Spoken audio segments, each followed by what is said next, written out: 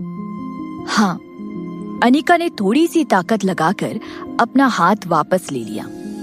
उसकी आंखें आरुष की इस हालत का मजाक उड़ा रही थी, जो कि बहुत हल्का था, लेकिन फिर भी आरुष को ये बात बहुत हर्ट कर रही थी।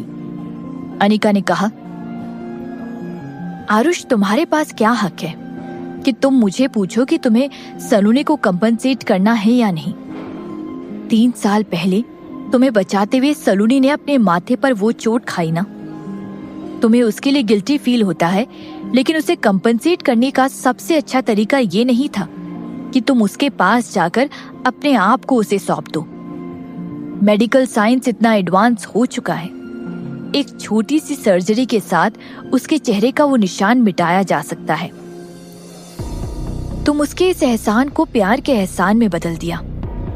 जब तुम उसकी इनोसेंट इमेज में अपनी गिल्ट को छुपाने का रास्ता ढूंढ रहे थे, उसी पल तुमने ये हक खो दिया था कि तुम मुझे आई लव यू बोल सको।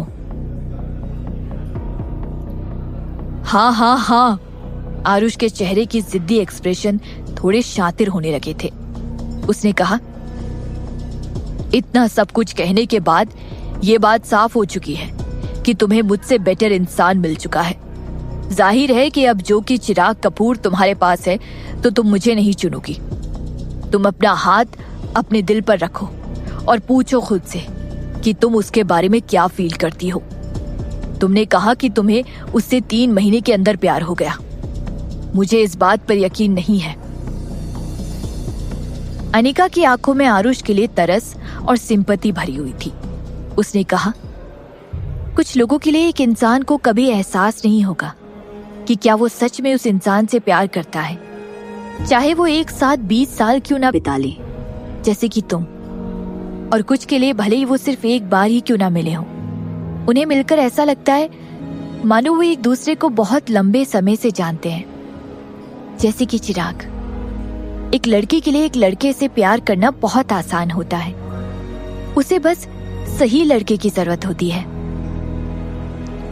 चिराग के बारे में अनिका को हमेशा लगता था कि वो दोनों इससे पहले एक दूसरे से मिले हैं। चिराग उसके लिए वो सेंटर ऑफ ग्रेविटी था जिसकी ओर वो खींची चली जाती थी।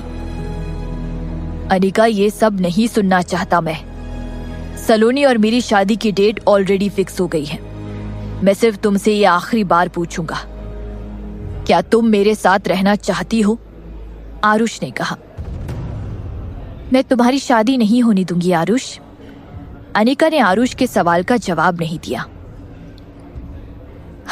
अनिका, तुम कहती हो तुम मुझसे प्यार नहीं करती, लेकिन फिर तुम मुझे सलोनी से शादी भी नहीं करने देना चाहती। आरुष, मैं तुम्हारी शादी नहीं होने देना चाहती। इसलिए नहीं कि मैं तुमसे प्यार अभी भी करती हूँ, बल्कि इसलिए कि मैं तुम्हें तुम्हारी गलतियों को लेकर तुमसे नफरत नहीं करती। लेकिन फिर भी मैं तुम्हें कभी माफ नहीं कर पाऊंगी। शायद मैं जानती हूँ कि शादी करने के बाद तुम पछताओगे, लेकिन तुम्हें और सलोनी को मेरे होते हुए शादी करने का कोई हक नहीं है। ना ही तुम दोनों ये डिजर्व करते हो। अनिका ने कहा। अनिका धीमे से खड़ी हुई। आरुष, मैंने ऑलरेडी आज सब कुछ क्लियर कर दिया है। तुम इसे मेरा बेस्ट एक्सप्लेनेशन समझो। तुम्हारी बचपन की दोस्त होने के नाते मैं तुम्हारे लिए सिर्फ इतना ही कर सकती थी। प्लीज मेरी और अब और कोई रूड मूव्स मत करना। मैं अकेले खुश हूं। मेरे सामने अपनी थोड़ी तो इज्जत बचा कर रखना। अनिका पलट गई और वहां से चली गई। अनिका के चले जाने के बाद आरुष के पीछे से एक हैंडसम लड़का सामने आया। इस लड़के ने एक ब्लैक कलर का लग्जरियस अरमानी सूट पहना हुआ था और वो बहुत अमीर लग रहा था। मिस्टर खुराना, क्या मिला आपको मुझे यहाँ बुलाकर? क्या आपने मुझे यहाँ अनिका के मेरे लिए उसके प्यार का कन्फेशन सुनने के लिए बुलाया था? चिराग ने पूछा। जी हाँ, वो चिराग था। आरुष गुस्से में खड़ा हो गया। मिल गई तुम्हें खुशी? तुमने फाइनली अनिका को मुझसे छीन ही लिया। चिराग ने कैफे की खिड़की से अपनी खूबसूरत वाइफ को बाहर जाते हुए देखा। चिराग की आंखों में उसके लिए सिर्फ प्यार था। उसने कहा, नहीं, मैंने अनिका को आपसे छीना नहीं। बल्कि आपने उसे खो दिया। चिराग भी अपनी बात कहकर वहां से चला गया। खो दिया? आरुष हंसने लगा। हाँ, क्योंकि उसने फाइनली ये मान लिया था कि उसने अनिका को खो दिया। पिछली रात उसे आखिरकार समझ आ गया था कि अनिका को चिराग से प्यार हो गया है। आज वो बस इस सच्चाई का सामना करना चाहता था। उसने चिराग को यहाँ बुलाकर उनकी बातें सुनने के लिए कहा था। उसे लगा था कि जब तक अनिका की बातों में उसके अतीत का जिक्र रहेगा, तब तक अनिका को वो पा सकता है और वो सलोनी से ब्रेकअप कर लेगा। लेकिन अनिका की बातों में अतीत का, आरुष का कोई जिक्र नहीं था। वो सही कह रही थी। सलोनी के उस 3 साल पहले बचाने के बाद सलोनी को कंपनसेट करने के उसके पास करोड़ों रास्ते थे, लेकिन उसने सलोनी की अच्छाई की भरपाई करने के लिए अपने आप को उसे सौंपने का रास्ता चुना। लेकिन अनिका ये कभी नहीं समझ पाएगी, क्योंकि सलोनी उसकी बहन थी। तुम्हारे कंपैरिजन में सलोनी बहुत पास है, लेकिन फिर भी बहुत दूर, आरुष ने सोचा। तो ऐसा ही ठीक है। आरुष को अपने लिए कुछ तो इज्जत रखनी चाहिए। अनिका ने उससे सारे रिश्ते तोड़ दिए हैं। उसी समय आरुष का फोन बजने लगा। उसकी मॉम उसे कॉल कर रही थी। हेलो आरुष, तुम सलोनी के कॉल्स का जवाब क्यों नहीं दे रहे हो? क्या तुम उससे अब शादी करना नहीं चाहते हो? अभी अभी भावना का कॉल आया था कि सलोनी ने सुसाइड करने की कोशिश की है। अच्छी बात है कि उसे सही समय पर बचा लिया गया। आरुष, तुम्हारी शादी की डेट फिक्स हो गई है। आखिर तुम कर क्या रहे हो? आरुष की मॉम ने कहा। मॉम, आप चिंता मत कीजिए, मैं जाकर सलोनी से मिलता हूं, आरुष ने कहा। आरुष गोयल हाउस आ गया। वो सलोनी के रूम में गया और उसने माँ बेटी की जोड़ी को एक दूसरे के गले लगते हुए देख रोते हुए सुना।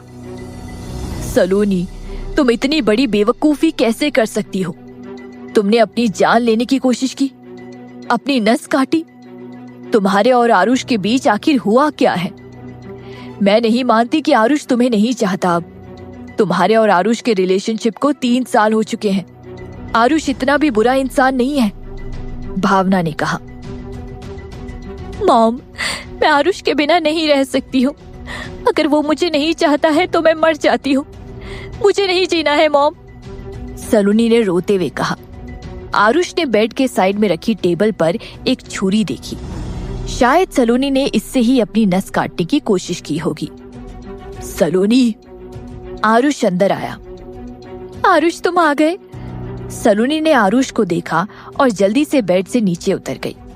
वो जाकर आरुष की बाहों में लिपट गई और रोते हुए कहने लगी, आरुष, तुम फाइनली आ गए। मुझे लगा तुम अब मुझे नहीं चाहते। कल रात तुमने सच में मुझे गलत समझ लिया था। मैंने तुम्हें इतने साल से प्यार किया है। मैंने अपना सब कुछ तुम्हें दे दिया है आरुष। मैं तुम्हारे बिना नहीं जी सकती। आरुष के चेहरे के एक्सप्रेशन काफी शांत थे। उसने सलोनी को वापस बेड पर बैठने में मदद की और नीचे झुक गया। उसने सलोनी के माथे पर हाथ घुमाया और उसके निशान को देखते हुए कहा, सलोनी, हमारी शादी हो रही है, इसलिए ऐसी बेवकूफी भरी हरकतें करना बंद कर दो। तुम जल्दी ही मिसेस खुराना बन जाओगी और मैं हमेशा तुम्हारे साथ प्यार से पेश आऊंगा और तुम्हारा ख्याल रखूंगा। सच में? सलोनी ने एक्सपेक्ट नहीं किया था कि आरुष इतनी जल्दी मान जाएगा। हालांकि उसके चेहरे के एक्सप्रेशन बहुत कम और थकावट से भरे हुए थे, लेकिन सलोनी ने अपना गोल हासिल कर लिया था। उसने कहा, आरुष, तुम कितने अच्छे हो। चलो आज दोपहर जाकर हम शादी की आउटफिट ट्राई कर लेते हैं। मॉम ने कहा है कि 3 दिन में हमारी शादी के लिए सबसे अच्छा मुहूर्त है। हमारी शादी हो जाएगी और मैं जल्द ही तुम्हारी वाइफ बन जाऊंगी। अच्छा ठीक है, आरुष ने सर हिलाते हुए कहा। आज आरुष को फाइनली समझ आया कि जिंदगी उसे कितना दर्द दे सकती है। जब अनिका को उसके दिल से निकाल लिया गया था, ये इतना ज्यादा दर्दनाक था कि उससे अब फिर कभी प्यार करने की हिम्मत नहीं थी। इस समय सलोनी उसकी चॉइस थी और उसे अपनी इस चॉइस के साथ आखिरी समय तक रहना होगा। और वैसे भी अगर अनिका नहीं तो उसे कोई भी मिले क्या ही फर्क पड़ता है। तो आज दोपहर अनिका ने एंटरटेनमेंट न्यूज की लेटेस्ट हेडलाइंस देखी। आरुष की मॉम ने पर्सनली एक स्टेटमेंट जारी किया था कि वो अपनी होने वाली बहू सलोनी से बहुत खुश है। उन्होंने सलोनी और उनके बीच किसी भी कड़वाहट की अफवाह को झूठा करार दे दिया और साथ ही साथ अनाउंस किया कि आरुष और सलोनी की शादी 3 दिन में होने वाली है और ऐसी शादी कभी किसी ने नहीं देखी होगी। 3 दिन। अनिका का दिल तेजी से धड़क रहा था। ये तो बहुत कम समय था। उसे डर था कि कहीं भावना को शादी के पहले एक्सपोज कर पाएगी या नहीं। तभी उसका फोन बजा। शौमिक उसे कॉल कर रहा था। हेलो मैडम, आज सुबह भावना ने एक अननोन नंबर पर कॉल लगाया। इस पर शक हो रहा है।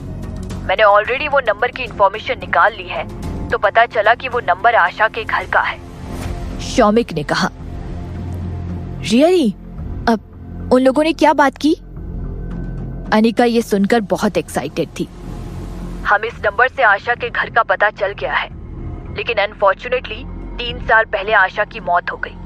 हॉस्पिटल रिकॉर्ड में उसे कैंसर होने की बात सामने आई है, शौमिक ने बताया। अनिका को बहुत देर तक कुछ समझ नहीं आया। उसने कभी नहीं सोचा था कि आशा की लीड उसे ऐसे मिलेगी। आशा की मौत हो गई थी। आशा के साथ मिला क्लू अब पूरी तरह खत्म हो चुका था। भावना का किया हुआ एक फोन कॉल उसे एक्सपोज करने के लिए काफी नहीं था। भावना ये कहकर इस बात को टाल सकती थी कि उसे अपनी मेड की चिंता हो रही थी। मैडम, डॉक्टर आर्यन को दादी की ब्लड रिपोर्ट भी मिल गई है, लेकिन उससे कुछ पता नहीं चल पाया है कि दादी को कौन सा ड्रग दिया गया था 3 साल पहले, शौमिक ने कहा। अनिका का दिल अब डूब सा चुका था। उसके पास अब कोई सुराग नहीं था। दादी के दिमाग में ब्लड क्लॉट था। इन 3 दिनों में सर्जरी नहीं की जा सकती थी। इसके अलावा दादी की याददाश्त आने में समय लगेगा और दादी को शायद भावना की साजिश के बारे में पता भी ना हो। अब अनिका क्या करेगी? अनिका दोपहर के 3 बजे तक सेट पर रही, जिस दौरान उसने किसी को भी उसे डिस्टर्ब करने नहीं दिया। उसने एक पेन और पेपर लिया और उस पर कुछ बनाने लगी। फाइनली वो खड़ी हुई और वहां से चली गई। अनिका बस स्टेशन पर जाकर बस में चढ़ गई। शौमिक के दिए गए एड्रेस के हिसाब से वो आशा के घर जाने के लिए निकलने वाली थी। वो खुद जाकर सच्चाई का पता लगाएगी।